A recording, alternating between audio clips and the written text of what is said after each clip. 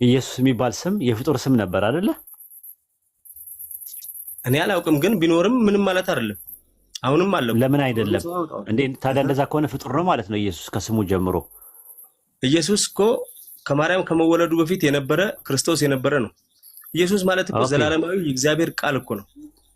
ኦኬ ጥሩ። ክርስቶስ ማለት ምን ማለት ነው ትርጉሙ? የተቀባ። ኦኬ ክርስቶስ ተብሎ የሚጠሩ ሰዎች እንደነበሩ ታውቃለህ? ብሉይ ኪዳን ላይ የተቀባ ክርስቶስ ተብለው ክርስቶስ ተብለው ክሪስቶስ ወይም ደግሞ መሺያህ የሚል የዕብራይስጥ ቃልና በግሪክ ሰብጀንት ላይ ከስሙ ነው ጉዳይ ወይስ ከኢየሱስ ክርስቶስ ነው?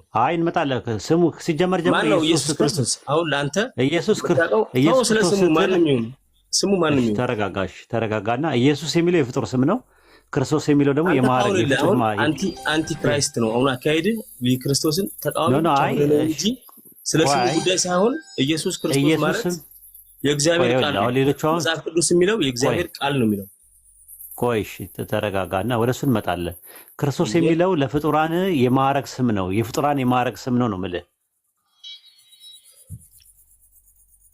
እግዚአብሔርም ክርስቶስ ተብሎ የሚጠሩት እግዚአብሔርም የሰው ስም ሊሆን ይችላል። ምን ችግር አለ? ሰው ማንንም ብሎ ሰው ስም ሊያወጣ ይችላል እኮ አይደለም? እስቲ አሳየኝ እግዚአብሔር የሰው ስም እንደሆነ። ቢሆንም እኔ ቦታ ግድ አይሰጠኝም እያልኩ ነው። አንተ ነህ ግድ የማይሰጥህ፣ ባይብል ግን ግድ ይሰጠዋል። የፈጣሪ ስም የፈጣሪ ስም ነው፣ የፍጡር ስም ደግሞ የፍጡር ስም ነው።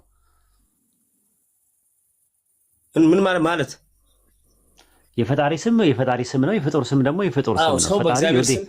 ሰው በእግዚአብሔር ስም መጠራት እንደሚጀምር ስሙ ማን ነው? ስሙ ማን ነው? ለሙሴ ስም ማን ነው ብሎ የተገለጠለት? ስሜ ማን ነው ብለዋለው? እዛ 3:15 ላይ ማን ነው አለ? ነገር እኔ ልንገርህ ብራዘር፣ ስሙ ማን ነው? ስሙ ማን ነው? የፈጣሪ ስሜ ማን ነው አለው? ትሰማኛለህ? እኔ አሁን ማውራት የምፈልገው ቁም ነገር ምን እንደሆነ ልንገርህ። እሺ፣ ስለ ስሙ ስለምናምኑ ጉዳይ አይደለም። ይሄ ደግሞ ጥያቄ እኛ ደግሞ ጉዳያችን ነው። በቤታችን ያለ የመጣው ጉዳያችን ነው። 3:15 ላይ የሆነ ሰው ስሜ ማን ነው ብለዋል። ስሜ ማን ነው ያለው? ማን ነው አለው? ስሜ ማን ነው አለው ለሙሴ ሲነግረው። ስሜ ማን ነው አለው ብሮ። ቆይ እኔ አሁን እናንተ እዚህ ጋር የተሰበሰባችሁበት ጉዳይ ዋናው ዓላማው ምንድን ነው? ችግር የለውም። ስሜ ማን ነው አለው መጀመሪያ 3:15 ላይ ለጻፈ። እኔ ስለ ዓላማችሁ ንገረኝና ስለሱ ብናወራ ይሻላል። ችግር የለውም። እኛ የምናምነው ያው ሙስሊሞች ነን እዚህ የተሰበሰብነው ሁላችሁ አብዛኛው ማለት ነው። ክርስቲያኖች አንድ ሁለት ሶስት ክርስቲያኖች ይኖራሉ ወይ ደግሞ ግን የተሰበሰባችሁበት ዓላማው ምንድነው? ስሙ እሱ ዓላማው መነጋገር መወያየትም ስለ መንፈሳዊ ነገር ስለ ሃይማኖትም እኛ ሙስሊሞች ነን። እናንተም ስለ መጽሐፋችሁ እኛም ደግሞ ስለ መጽሐፋችን እንድናወራ እንድንማማር። እንደዛ ከሆነ ደግሞ ስለ ስምና ምናምን ሳይሆን ዋናው ነገር የዘላለም ህይወት ነው አይደል? አንድ ሰው የሚያስፈልገው ዘላለማዊ ህይወት ነው። ከሞት በኋላ ስላለው ህይወት ነው ሰው ሐሳቡ። እንዴት ነው ማግኘት የሚችለው? እሱ ነገረን። ስለ ሳልቬሽን እናውራ። የሚያስፈልገው ዋናው ጉዳይ ይሄ ነው። ከጥንትም ጀምሮ አንተ ድናል የምንረዳው እኛ ህዛቦች ድናል። እስቲ ቆይ ድናል ወይ አንተ ድናል? ኦፍ ኮርስ በጣም ከምንድን ነው የዳንከው? ከምንድን ነው የዳንከው? ከዘላለማዊ ሞት። እስቲ ማስረጃ ስጠኝ ከባይብል። ከዘላለም ሞት አሁን ድናል ነው ወይስ ወደፊት ነው ምንድነው? ዘላለማዊ ሞት ማለት ገሃነም ነው አይደል?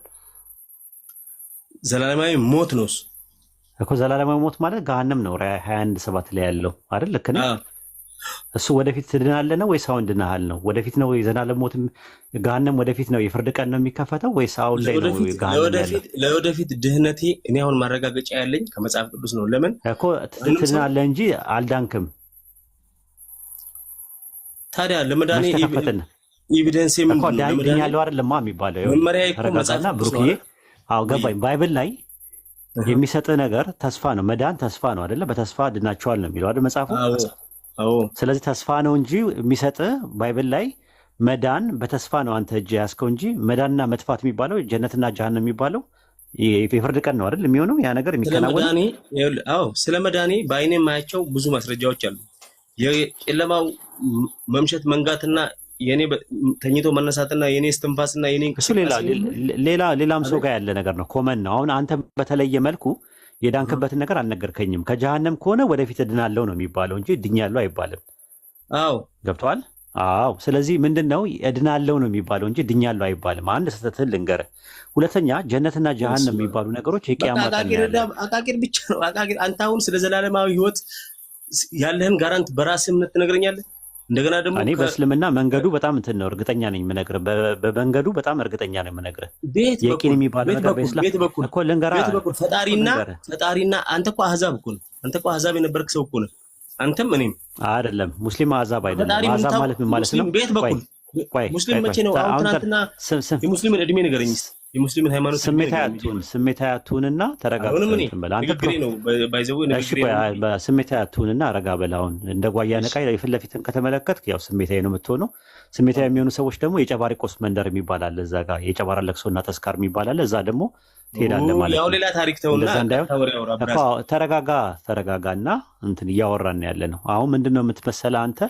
አሕዛብ አልክ። አሕዛብ የሚባሉት እነማን ናቸው ታውቃለህ? በባይብል ውስጥ አሕዛብ ብሎ ያስቀመጣቸው ነው። አይደለም።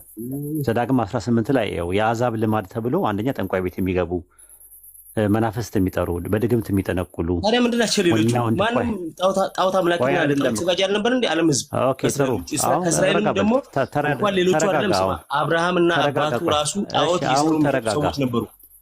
ቆይ አይደለም፣ ተረጋጋ። እኔ ብቻ ላውራ ነው እንደምትሆነ እኮ። ቆይ ተረጋጋ ማለት ዝም ብለህ እንትን አትበል፣ ሆት አትሁን። እስቲ ተረጋግተህ አውራ።